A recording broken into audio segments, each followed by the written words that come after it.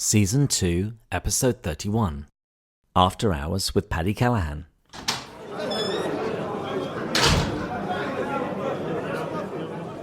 Hey guys, it's David here. You'll recall that at the beginning of this season, I interviewed Patti Callahan. She was the author of Becoming Mrs. Lewis, which was a novelized retelling of the romance between C.S. Lewis and his wife, Joy Davidman. Last week, Patti sent out a tweet saying that she was going to be releasing her own podcast about the making of this book. So I immediately sent her a message asking if she would like to come on the podcast and tell us about it. She graciously accepted the invitation, and I was all set to interview her, but it soon became very clear that Matt wanted to do this interview. He had really enjoyed my interview with Patti at the beginning of the season, and he had really wanted to talk to her. So this is what follows. This is Matt Bush interviewing Patti Callahan about her new podcast. Enjoy. Friends, welcome back to Pints with Jack, the weekly podcast where typically David and I go through a chapter of C.S. Lewis and we discover the truth and beauty of Christianity. Except this week we have a very special guest who is going to help us do this from the lens of C.S. Lewis's wife, Joy Davidman.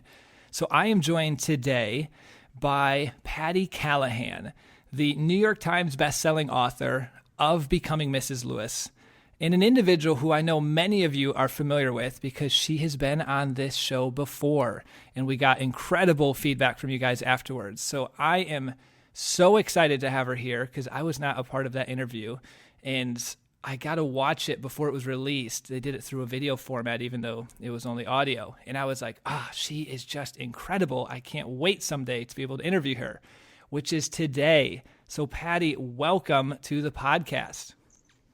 Well, that was quite the introduction. I will take it. Thank you. Matt, I'm thrilled to talk to you. Thanks for having me again. You are welcome. Thank you for being here. And I was listening to the previous podcast, and I loved how in the first minute when you realized it was just David, you're like, did I scare Matt off? And the way you said it. Yes, you did. It made me laugh so much. And so I'm here to prove that you did not scare me off. This time we just scared Dave off. I scared him off after the first episode. So. He wrote to me and he was like, Matt's going to do it this time. I'm like, what did I say wrong? What did I do? It's as we learned from Joy's journey, that's the false self coming out. What did I do wrong? What did I do wrong? Why don't you like me? That's exactly right. Yeah. So before we jump in, there's so much I'm excited to talk about. But one thing that David and I always do is we have a drink. And I have not had this drink in a while, but because I've been so excited for this, I got some Macallan 12, which is my favorite single malt scotch. And so that's what I'm going to be drinking. And I thank you for allowing me to drink this at 4 p.m, or I should say giving me an excuse to. This is great on a work day. I feel like I just want one little sniff of it before we get going. I'll sniff it for you, and it's incredible. Okay, thank you. Thank you. Okay. I feel like I'm with you now. I love it. I love it. Do you have anything you're drinking right now? Just a big glass of water. That's it. It's 3:00 in the middle of a work day for me. So. That's true. Yeah. Well, cheers. Cheers. Lifting it to you. I love it. So the quote of the week, I originally had her quote on becoming brave, but I realized as I re-listened to the old one that that's what was used in the last one. And so I switched it to one that I fell in love with when I finished the book last night. And it's a quote from your book. Oh. And so I don't know if this was a direct quote from Joy or if this is you speaking as Joy. But it says, I know now, Lord, why you utter no answer. You are yourself the answer. Before your face, questions die away. I love that. So that's when she is talking about Till We Have Faces and how she has started to understand that the questions die away in his face. Yes. Oh, I love that you picked that. Beautiful. Well, I picked it because after finishing it, the end of your book, the whole book was incredible, but I was just underlining left and right the profoundness of her.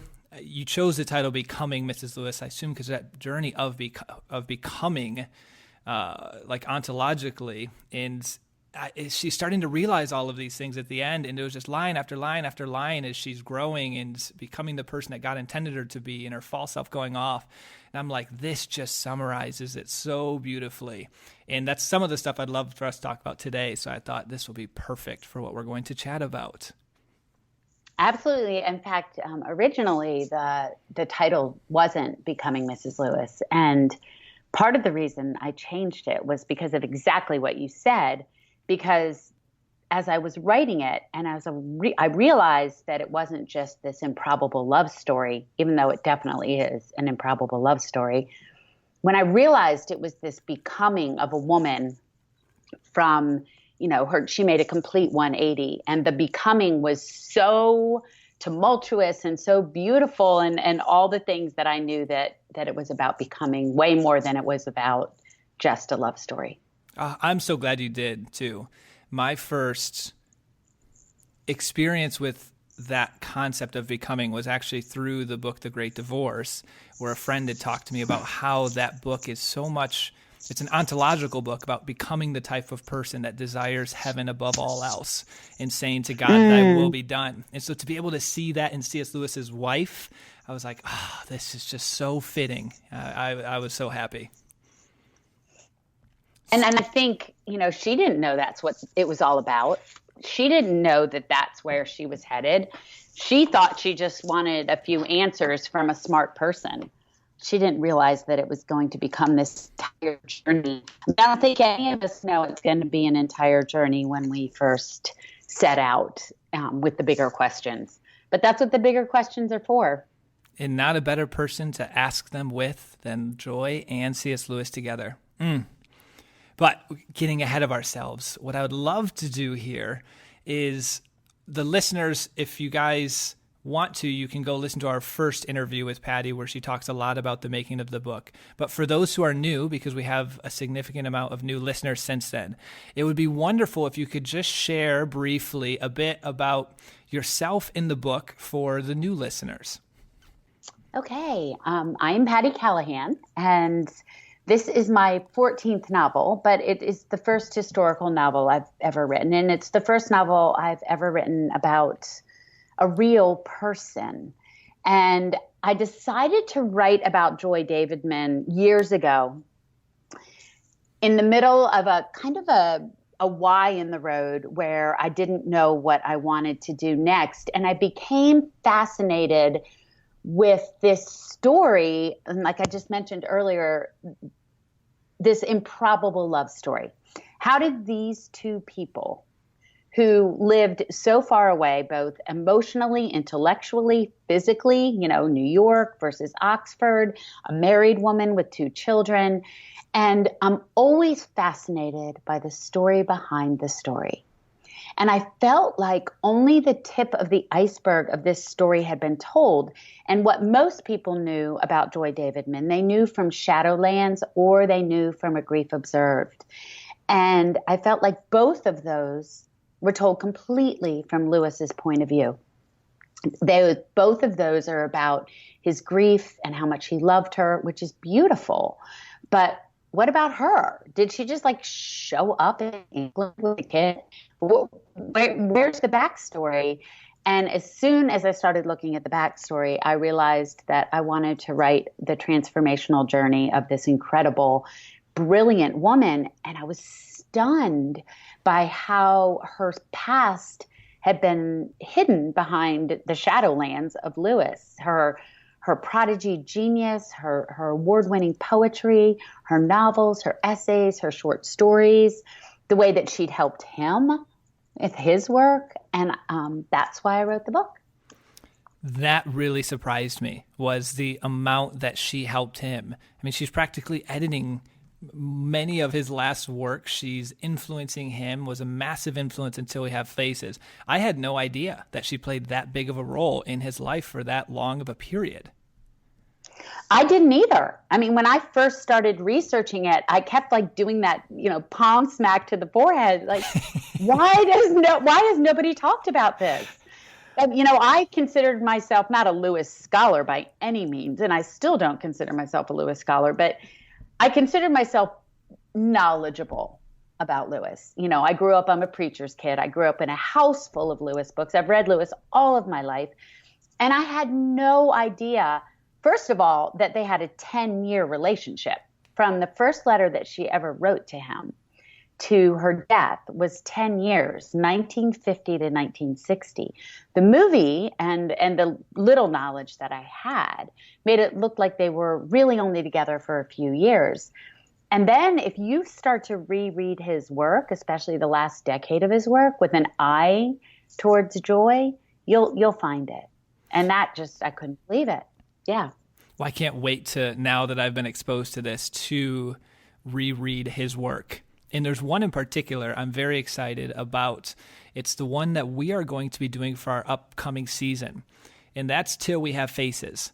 And I had no idea the impact and influence she had on creating that. And not only the direct influence of encouraging him to do it, but the fact that it's so much about her life, or at least he might not have intended it to be, but either subconsciously or intentionally.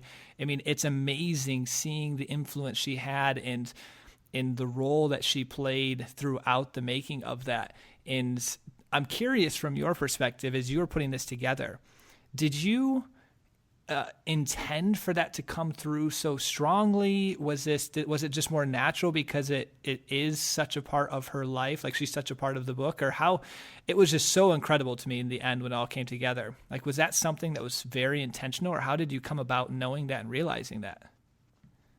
No, it was completely intentional once I discovered it, obviously. But there were two major themes that I noticed in her life. In the book, you'll read about loads of major themes.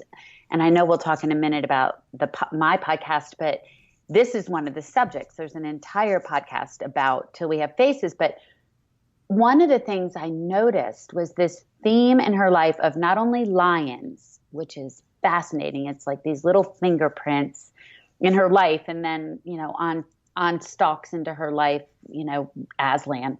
And yet her lions had been an integral part of her life in different ways. But the other was this idea of wearing a mask, this idea of a false self, this idea of hiding behind the mask of her false self, and how she talked about that even before they started writing Till We Have Faces. You can see it in her poetry. You can see it in some of her letters.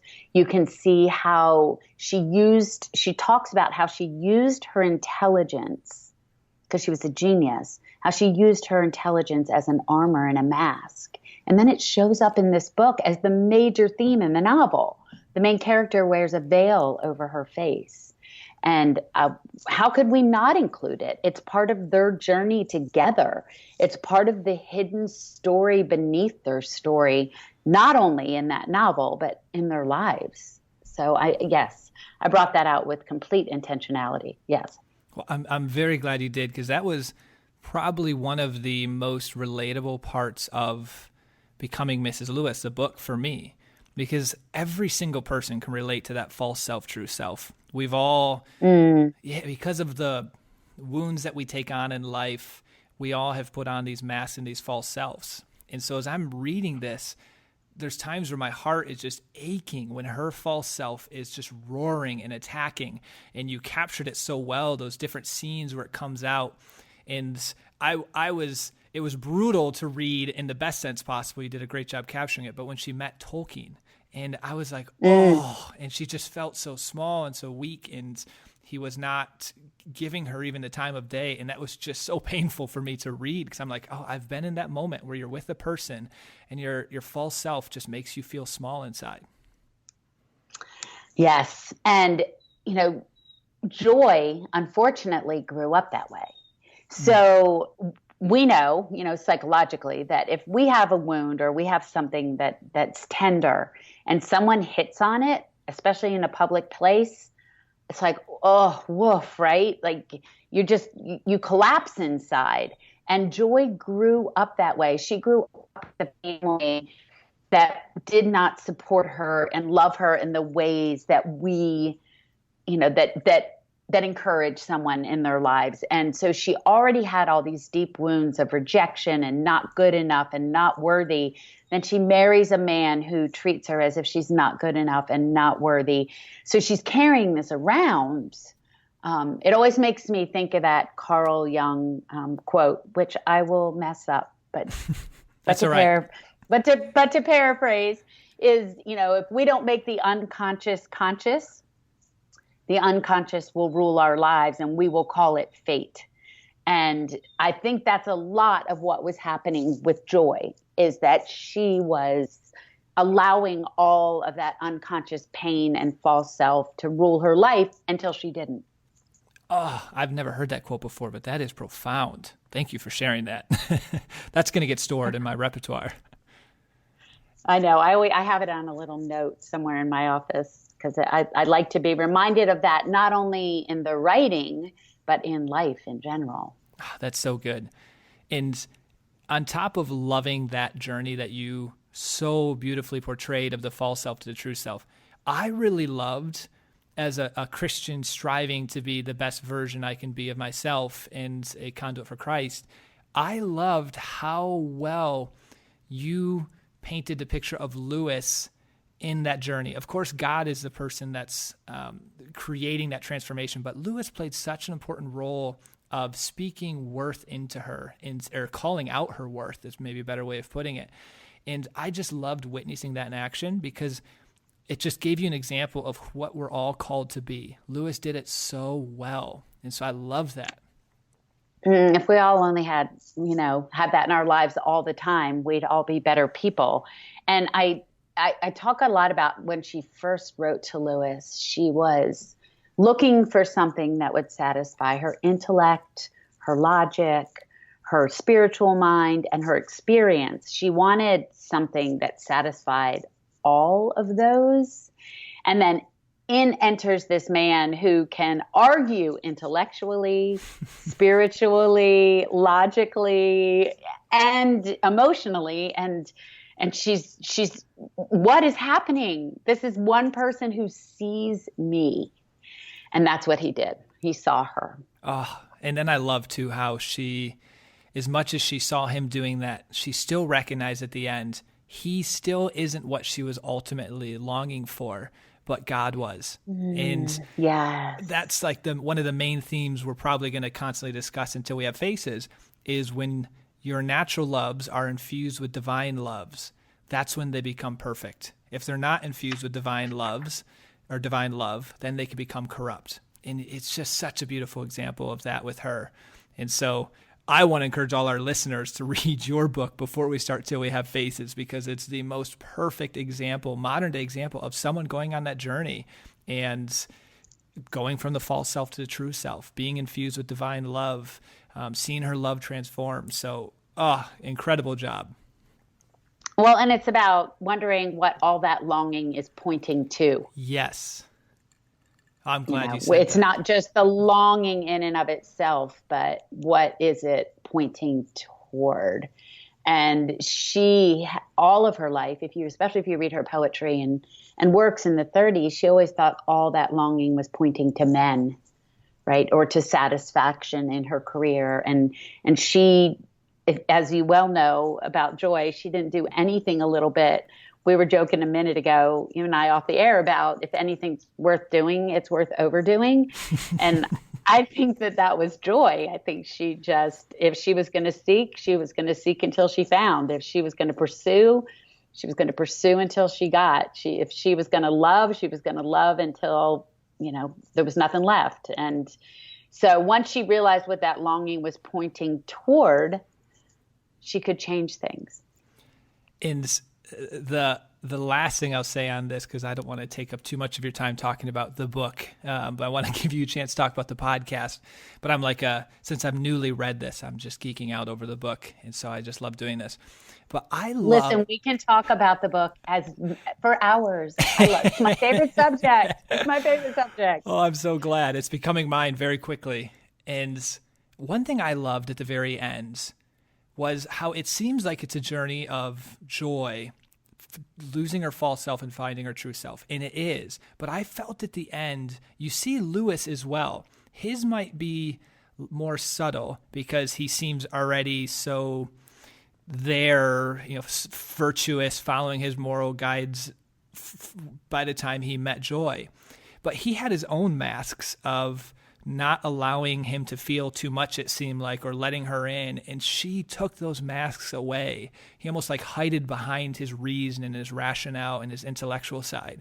And I love seeing at the end that just break through. So it's a bit of a different transformation, but equally as, in my mind, profound. And so I love that. I loved writing it. It was, I almost imagined it when I finally got to that part and finally understood. It took me a long time to understand, as much as we can on this side of the grave, what took him so long. And I imagined him standing there and this full coat of armor falling off him. Mm. That was the visual I had when I was writing that scene, like this full coat of thick, like all the shield and the mask and the helmet, and it just all just like falling to the ground. And he's just standing there as a man. And I feel like that's what happened. Yeah, that was his moment of, because as you mentioned there, they thought of calling it bareface. That's when he was like bareface for her, when he let his guards down. And you did a great job portraying the armor just falling off, because as he's going back saying, I've loved you since the beginning, or for the longest time now, and I just didn't express it. He's just pouring this all out over a few pages. I'm like, oh, this is so beautiful. Thank you. Yes. Quick random question. Do you feel it's pretty conclusive, the whole Mrs. Moore and his relationship with her? As there was a few pages when you were talking about that, and I'm like, oh, it's almost like the drama in the book or the suspense. I was curious because you're always thinking Lewis is this perfect Christian writing from the perfect perspective you're trying to emulate. And it was nice knowing that he was human and potentially had some flaws. Oh, well, that is when people ask me what was one of the biggest surprises when you were writing this book, I often say Lewis finally became human for me. He finally stepped out of that cast stone statue and walked off the pedestal and became a real man. And once you start to really understand his life, as much as we can on this side, and you could spend your whole life studying Lewis and you won't know him as he knew himself, but he was a wounded person, a man. He lost his mom when he was 9 years old. He went to a horrific boarding school. He saw horrors in World War I that he would never speak about. And Mrs. Moore was one of those subjects that I didn't want to write about because it is a mystery. Lewis never, for as far as we know, Lewis never for sure told anyone what the full story of that relationship was. What we do know is that after he became a Christian, there wasn't a relationship. Was there one before that? Everybody has their theories. Everybody has their guesses. I have mine. But nobody knows because he never said. And I felt like to avoid the subject in the book was to be false. Just the same as I felt that when I portrayed some of Joy's tougher choices that I didn't want to show because you might not like her if I show them, right? And so both times when I would feel about leaving things out, I could almost hear Joy saying, you get all of us or none of us. You don't leave out the hard parts. You don't leave out the terrible decisions I made. I don't care if they like me. This was my journey. And it freed me up to write about the harder things, even if we don't know the answers to those harder things. Well, I am very glad you put those hard things in, because that I couldn't agree more how relatable Lewis became. And as someone who's played such a big influence in my life, when my time I'd spent that year at Oxford and read the first book on Addison's walk of his and started coming back to Christianity, like he's been such a pivotal role. But I've never, Surprised by Joy helped me understand a bit about his life, but you made me get into his life. And so I'm so glad you did that. And even some of those were their theories. It's just helpful to know that, he was human and you can still be such a strong Christian and a love for God, but just be flawed in so many ways. And so I was so glad you did that. Well, can I say that I am beyond envious that you lived in Oxford for a year? I'm trying to find a reason to do such a thing. But one of the other things about Lewis and hurt and being human was we look at him as this revered Oxford Don, which he was. He was revered. He was the most popular lecturer. But, he was turned down 3 times for advancement at Oxford. He lost that debate that changed his life, and he never wrote another apologetic after that. He was knocked off his pedestal a few times. And when we can think about him being just this guy trying to write books, trying not to fall in love, living with his brother, teaching, tutoring, he becomes very real instead of an icon that we put a nimbus around. Now I'm one of Lewis's most ardent readers, so I get that. But at the same time, he's a man. Which is probably good for me to hear, because I've got to be careful of not making a false idol out of Lewis. I think I quote him more than I quote the Bible. We all do. And there's so many times when I say to people, hey, you know what, Lewis once wrote this, as if like that's Jesus saying something. And it doesn't necessarily mean it's true. I think there's a lot of weight to what he says, but it's easy to think it's like God speaking when Lewis speaks. And so I'm glad you've done that for me. But I think that's funny that you said that, because one of the scenes in the book, I have Joy talking to Chad Walsh about him. Chad Walsh is the man who lived with Lewis for 6 months and wrote the book Apostle to the Skeptics and became very dear friends with Joy. And Joy loved to talk to Chad about Lewis. And I have Chad saying in the book, I think he would tell you to follow Jesus, not him. And yeah. Oh, that's fantastic. I love it. So let's take a step back now. And we had you on, I think it was February. And this book has been an incredible success, which I'm so happy for you for. So what has been happening over the last 6-7 months since you've been on and since the book has been released and bringing you here today? Wow. She has had the craziest journey, and lucky for me, she's taken me with her. But we have been from the UK to the Book of the Month in Ireland. Canada's main bookstore, Indigo, chose her as the Book of the Month in June. We traveled to, I say we because Joy goes with me. We traveled to Canada. I know. And sometimes I'll even say, Joy, you never got to visit Canada when you were alive. Look what we're doing, And so we got to do big events in Toronto, and it's been published in Norway and Denmark and Australia. We've done book clubs in Australia on Skype. Wow. We have been, I know, it has been a wild ride. And I always say we when I say that, because yes, I wrote the book, and yes, I spent years doing the research, and yes, I was devoted to getting it right. But this isn't my story, right? This is her story, as best as I know how to tell it. Maybe somebody could have told it better, or maybe I know there's more to tell, which is why we're doing the podcast, but this is her story. And so when I'm asked to speak or travel, or they pick it as another, we just found out we're a finalist in the Christie Awards. Whenever anything like that happens, it's always about her. It's her story that people want to talk about. So that's how I feel about that. Well, I couldn't agree more. As I finished the book, I became a big fan as hers as I was C.S. Lewis. I'd love to hear that. Yeah. I was like, I want to meet her just as much as I want to meet C.S. Lewis.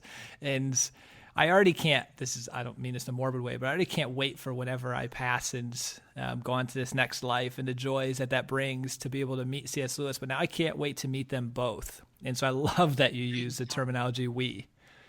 That's incredible. Yes, that's how I feel. I have a picture of her in my office. And it's not icon status like Lewis. I just feel like we're a team. I feel like we're a team getting her story out in the world in a way that it never was before.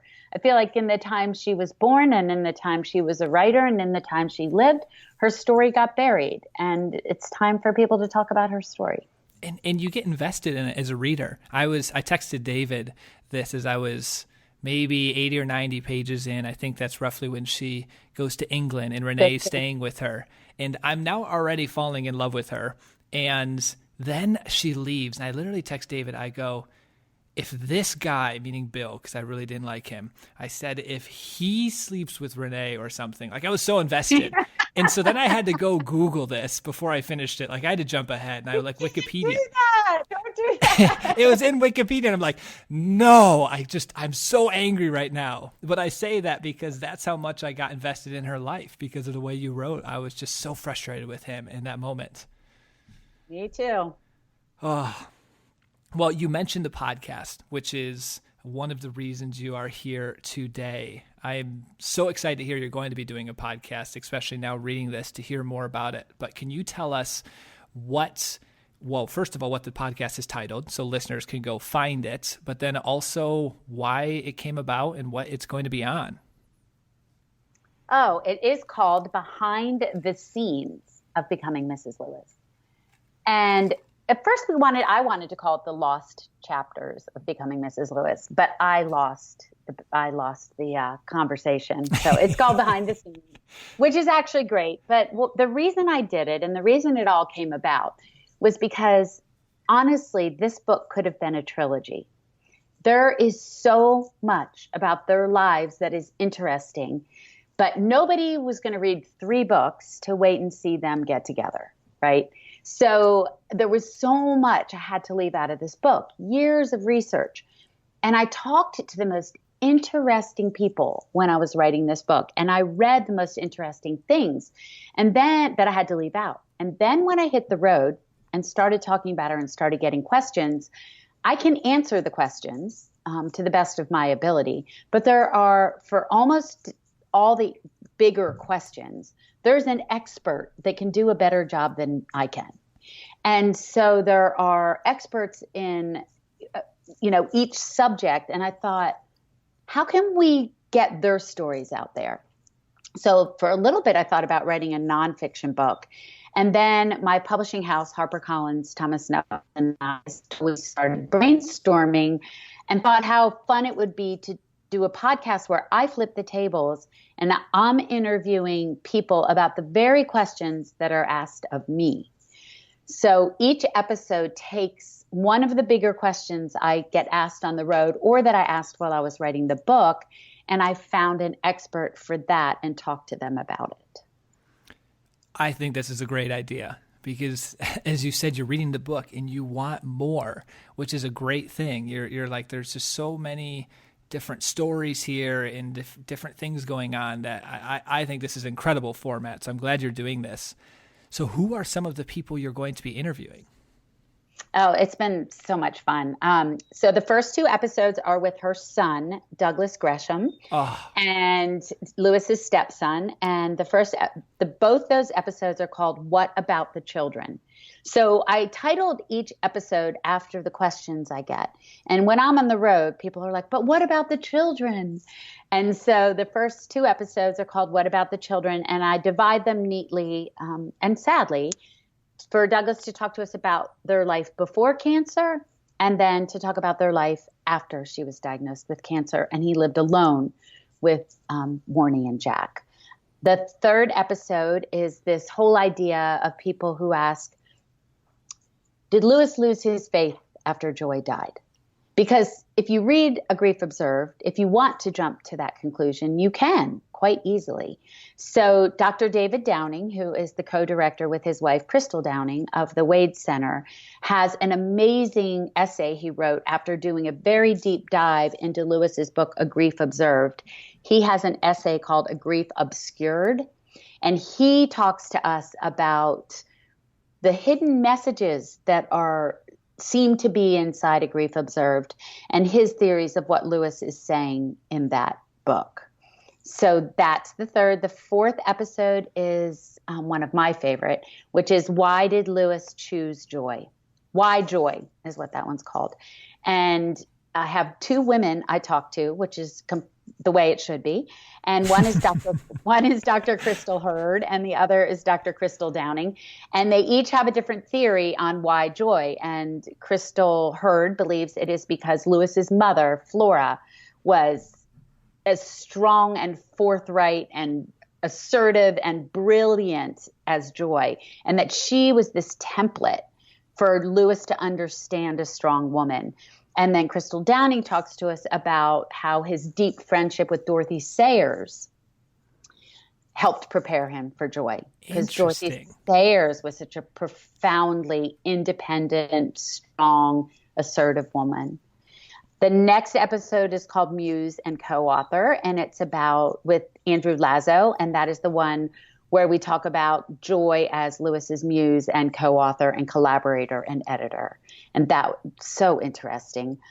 The next one is called The Lost Love Sonnets. And I had such an amazing time delving into this because the love sonnets were a spine for my novel.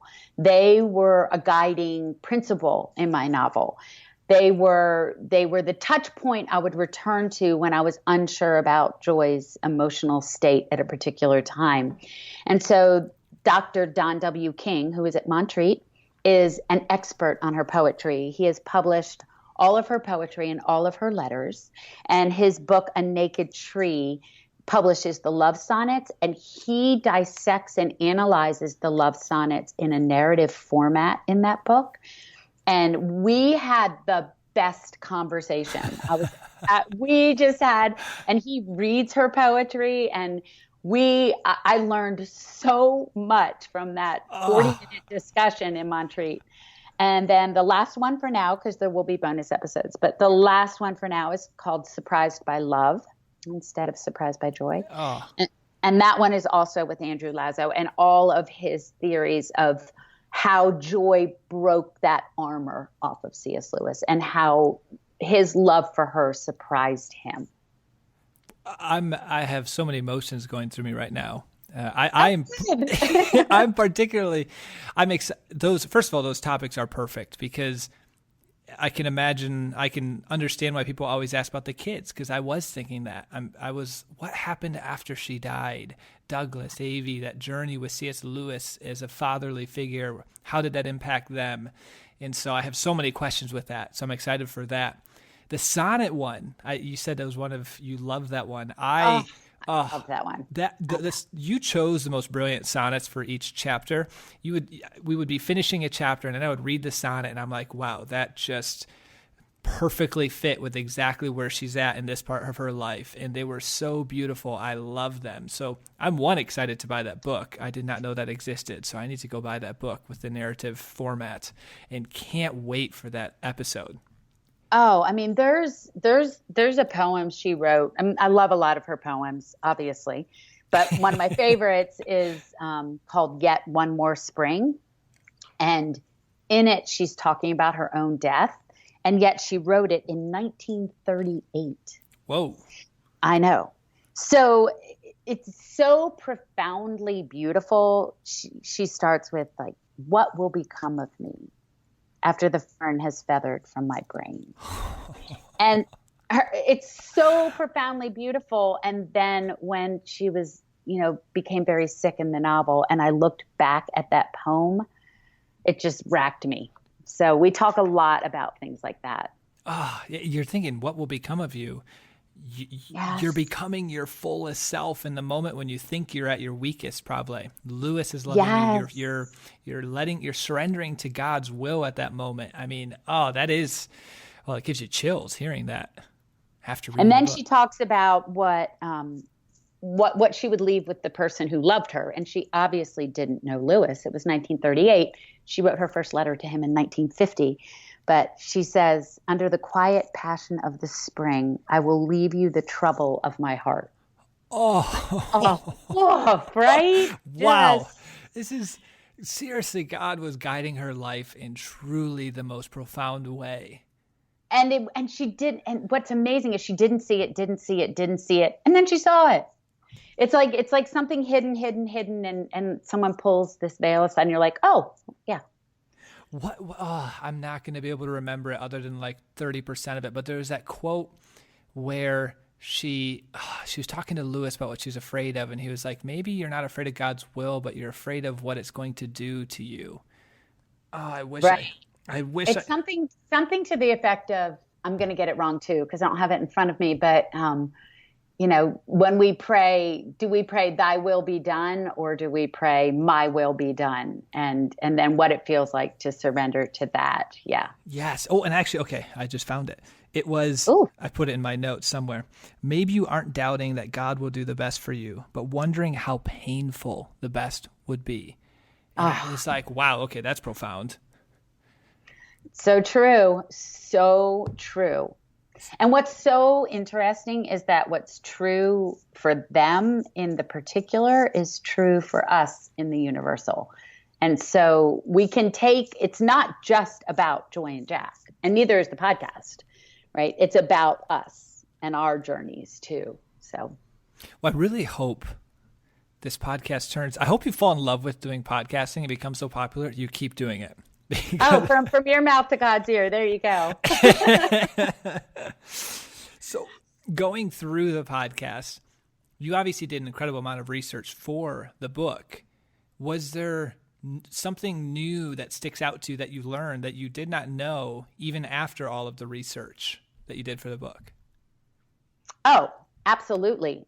In fact, I probably said 10 times in all these interviews, I want to go back and put that in the book. I want to go back and put that in the book. So, but I don't think it ever ends. For example, I was at the Wade Center I guess it was December, and they pulled out some things that I hadn't seen when I was doing my research. And one of them was, because I didn't tell them what I was doing. I wrote this in secret. So they probably would have showed them to me if I had told them. But when I went back to talk about the book, they brought out the books that Joy owned, but had been written by Lewis. So they were Lewis's books, but they belonged to her. And she had written in the margins. She had written little annotative notes in the margins. No way. As if she were talking to him. Oh.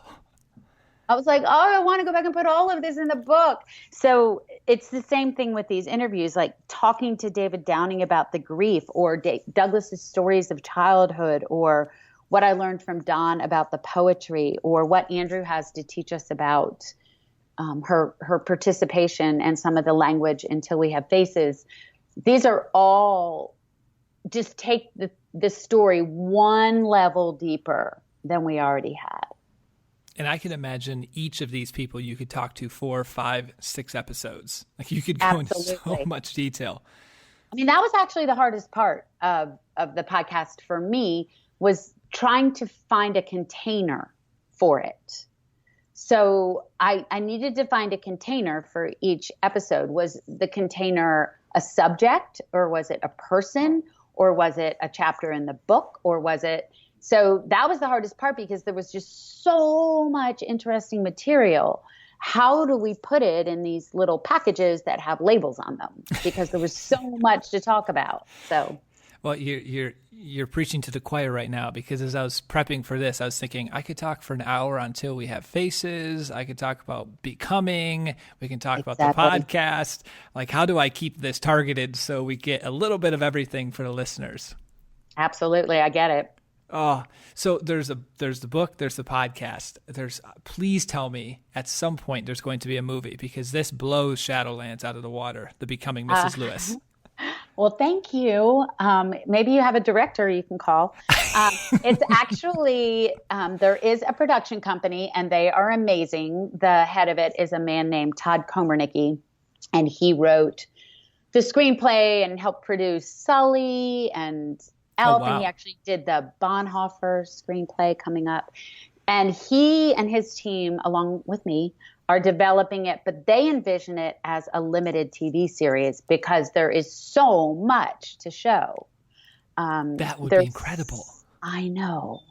So, you try not to get too excited about these things, but at the same time, I'm really hopeful, because I think that there are people and non-readers who will fall in love with this story just as much as we have, but they need it on the screen.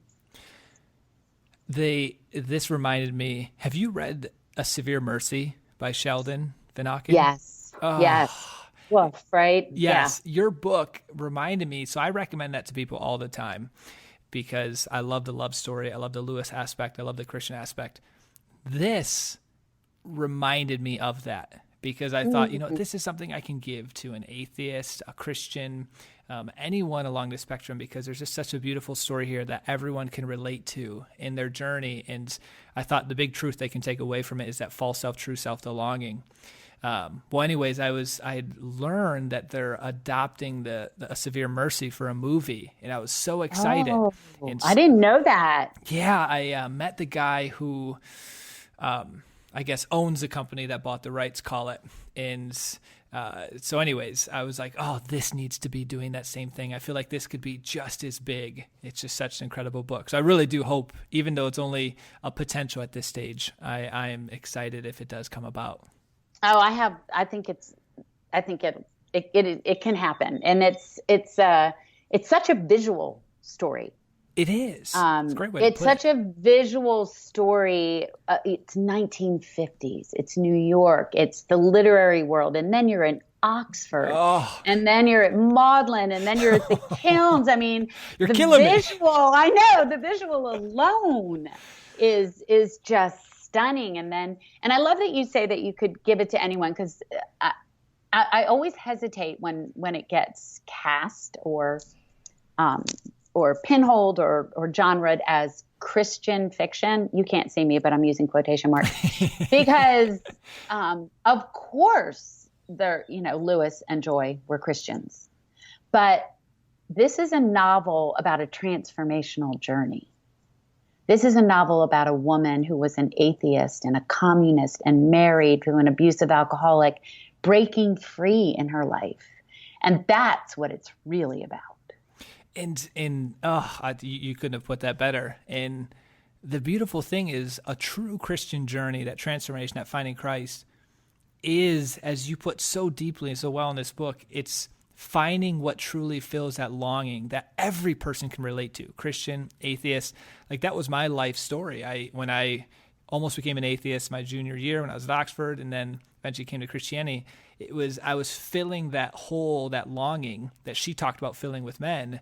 I was filling it with accomplishments. And you know what? It left me deeply dissatisfied. I actually thought, I'm at Oxford, I should be the happiest I should be, because at this stage in college, this is one of the better achievements I could experience. And I was so deeply dissatisfied. I was borderline like in the state of depression when I was there. And I'm thinking this is the exact opposite of how I should be feeling. And so this book is all about, like, this is what truly fills that longing. And so everyone can relate to trying to fill that hole in us with different things. And so I think this could be given to any human being, and they will fall in love with it. Yeah, and that's what I hoped when I wrote it. When I was trying to decide which way to steer towards things, I always tried to stay in the lane of this transformational journey that was, of course, completely written by and influenced by Christ and had God's fingerprints all over it. And yet I didn't want to preach to the choir about what people should do with their lives. I wanted to show Joy's story. Well, you nailed it by showing what she did with it and how it worked out for her. So bravo. Yeah, there you go. Yep. I'm curious, this might be a bit of a more personal or tougher question, but from when you finished writing this book, or even just from the journey of beginning this book to now, how has this transformed your relationship with Christ, or your journey or spiritual journey, just getting to know her? I think one of the biggest things for me, if I'm just going to kind of wrap it up in a nutshell, is this idea of it being completely okay to ask the bigger questions. That it's really okay not to understand, and to admit you don't understand, and to ask the questions, and to live in the mystery, and to change your mind. Yes. Wait. Maybe that isn't right. Maybe this one thing, whatever it might be, that I've always believed isn't working because it isn't true. with a, capital T.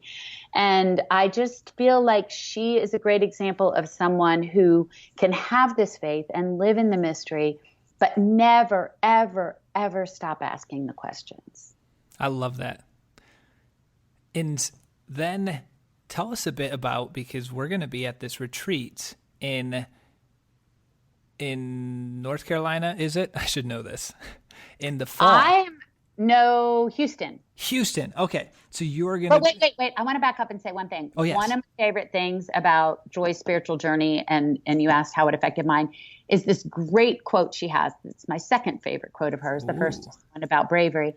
And it is this quote that says, "Life is too intense to be forever endured with logic alone." And so that is what, to me, her spiritual life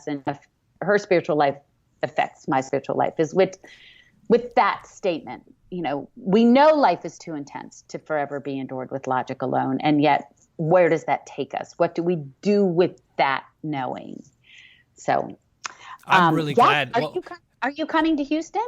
Well, we're actually, real quick. Now I'm going to go back here. I'm really glad you said that, because one of my mentors in college had taught me, I struggle. I'm in the Lewis camp. I'm super rational, reason-based person. And he said, sometimes you can miss heaven by 18 inches, the distance between your head and your heart. And that was one thing, if you ask me, like, how did this book transform me? To see the way that she brought the emotion and the feeling into it and balance that with the ration and the reason. Like, I love that, because I can get caught up in, like, the Lewis camp of everything's so rational. And he's giving her rational responses to everything. And she's like, but I feel this way. And I had this experience. Yes. And I there's something more. And I want your logic, but there's something more than logic. And like, you go around and around, and yes. Oh, so I'm glad you said that. But to go to this retreat, I did not know this Texas one. David hasn't told me. I only knew of the Montreat one in November. So tell me about this Texas one. And if I'm free, I'm definitely going to go. I am not at the one at Montreat. That is during the Christie Awards, and I'm speaking there in Nashville. But there is a retreat in Houston called at Camp Allen, and it is I think it's called the C.S. Lewis. I can tell you exactly. It looks fascinating. I mean, it is going to be fascinating, and I'm going to be there. Andrew Lazo is going to be there. His wife, who teaches on Narnia, will be there. No. But it is a C.S. Lewis Foundation retreat, and it is at Camp Allen right outside of Houston, Texas, on November 15th to 17th. And there are some fascinating speakers and singers, and the subject this year is it is the creative collaboration and friendships of Lewis, Tolkien, and then, of course, Joy. Wow. Well, I can already tell you, if my weekend is free or whatever that period is, I'm going to be going to that. That sounds incredible. So you'll be... Oh, I really wish you would come. Yeah, we'd have fun. Meet face to face. And then I will have some scotch with you. I love it. If we get David to come, he can bring some of Lewis's VAT 69. He brought that back from the UK. I guess that's what. And it's so funny. He asked me on our last interview if I knew what his favorite drink was. And I said, I don't. That's a great question. And he went and found out. So that's hilarious. Yes, the retreat is called The Joyful Journey, Lewis, Tolkien, and the Creative Power of Friendship. Okay, if that's not the best title, The Joyful Journey. Right. Yep. I love it. And so you'll be speaking, I'm assuming, about joy. I will. I'm speaking 3 different times. I'm teaching a class on writing kind of biographical fiction. I'm speaking about joy, and then Andrew and I are doing a panel on how Lewis and Joy collaborated. Yeah. Well, there's some great. Well, that sounds incredible. Well, as we wrap up here, so tell us a bit about some upcoming things. We've already talked about the podcast. We've talked about this retreat coming November 15th to 17th. What are some other things on the horizon that you'd like to share with individuals listening to this who have now gotten super excited with you, with your work, with Joy Davidman? What else could we get excited about? I think, as we head into the fall and winter season, and if somebody's listening to this way past then, I think that, tuning into the podcast, and the paperback of the novel comes out in March of 2020. And there's always loads of speaking engagements and events to follow on my website. I'm easy to find, Patti Callahan. And there's always something new and interesting going on with her. So this story isn't fading away, it's growing. So I'm excited about that. Well, thank you for everything that you have done to share the story of joy, to share more about the life of Lewis. Thank you from the bottom of my heart for being on this podcast. This has been truly a privilege and an honor. I've loved having you on, and this has been fantastic having this conversation with you. And I know the listeners have loved it as they hear this. Oh, Matt, I love meeting you too. Hopefully we'll do so in person sooner rather than later. Yes, I will make this happen. And I'm going to apologize in advance for when I do, because whenever it happens, I'm going to probably bring like 10 books and have you sign them so I can give them to people with your signature on them. I can mail you those too. We can. That's a thing. Mailing signed books is a thing. You're funny. I like overdoing everything. As we that's talked about earlier. That's our thing. Just keep going. Exactly. I got to get these in person. There's just another level to it. So listeners, please feel free as we wrap this up to contact us. If you have any questions about this podcast, if you have any questions about Patti, you can contact us. We can pass them along, or you can contact her. Subscribe to her podcast. It sounds like it's going to be incredible. I've listened to the trailer. We got a sneak peek, and it is going to be amazing. And we look forward to when we see you again next week as we go further up and further in. Cheers. Cheers to you. I hope you all enjoyed that episode. Please find out more about the podcast at pintswithjack.com, and please follow us on Twitter and Instagram at pintswithjack. And join us next week when Matt and I will be going further up and further in. Cheers.